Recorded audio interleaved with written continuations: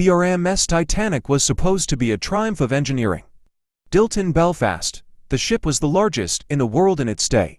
In 1912, the luxury liner set out on its maiden voyage from Southampton, England to New York City.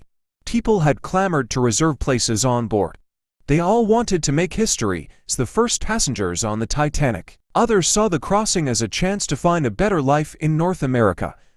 Little did anyone know, the Titanic would never reach its final destination.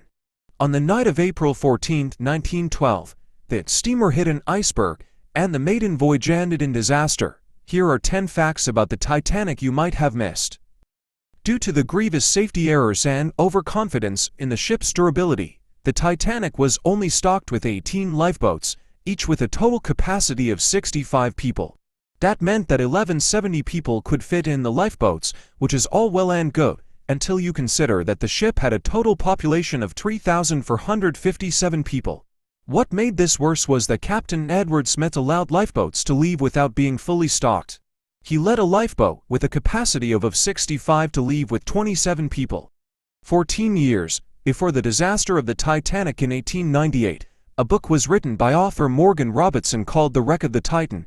It detailed the voyage of a ship called the Titan, which crashed into an iceberg in April and has a massive loss of life due to a shortage of lifeboats. This is creepily similar to the Titanic, down to the name, month on which the ship sank, where it sank, and even specifics about the ship's equipment, speed and size. Many brave acts were committed on the dreadful night of the sinking, one of which is owed to the 14 musicians of the Titanic. All of these men were heroes and have been memorized for their actions. After hearing that the ship was sinking, they accepted their fate, and, in order to try and settle the panicking and pained passengers in their final hours, they played their instruments with legendary vigor, bold and defiant of the cold waters coming to claim them. This action greatly settled the crowd and provided them with comfort in a time of distress. The Daily Mail, based in London, was the first newspaper to hear of the event. They were able to inform the world that the Titanic had sunk. However, somehow they completely skimmed over the fact that there was a disastrous death toll by reporting that there were no deaths and there was a completely successful rescue. How on earth they managed to remain oblivious to the utter disaster that occurred, I will never know. Luckily for Masabumi, there was a spare space on a lifeboat near him, and he ushered on.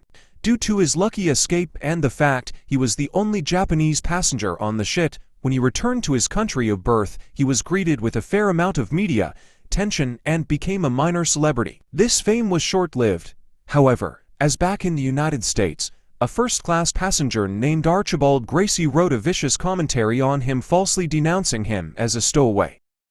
Despite that, the main factor of death in the sinking of the Titanic was hypothermia over drowning. Charles Joan, the ship's baker, claimed that he was able to withstand the hypothermia by drinking obscene amounts of whiskey on the ship. As well as this, he displayed remarkable stamina by treading water that was -2.2 degrees Celsius for 2 hours. The only damage inflicted upon him was swollen feet, and he did not require medical attention afterwards.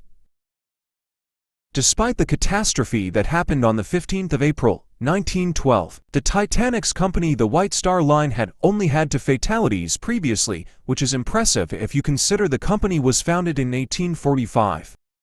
One of the wealthiest passengers aboard the ship was Benjamin Guggenheim, an American businessman. They allowed other passengers to occupy their seats on the lifeboats, and when they discovered that they were likely going to die, they were still without a care in the world about the situation. They both dressed up in their finest clothes and were spotted sinking into the ocean sitting on deck chairs while smoking cigars. Other passengers even stated that Benjamin said, "We are all dressed up and prepared to go down like gentlemen." Noel Leslie, Countess of Rothe, was another passenger with the heart of a hero. While her lifeboat was awash with panic, she took leadership of the situation and assisted the crew in navigating the freezing waters. Her actions gained her instantaneous respect from the crew and passengers, and as a token of appreciation, she was given the brass lifeboat number by the crew to commemorate her act. Not once did she stop rowing except when she comforted a hysterical wife that had watched her husband die in front of her. As any internationally famous event does, the sinking of the Titanic has accumulated many conspiracy theories over the years, some conceivable, some outright insane. One idea proposes that the Titanic never existed and was simply White Star Line's previous ship, the Olympia, which had been damaged on another voyage. Some people think that they simply patched up the Olympia, took insurance out on it, then sunk it in order to gain money and dispose of the damaged ship. Another theory is that the Titanic's crash was caused by an Egyptian mummy curse.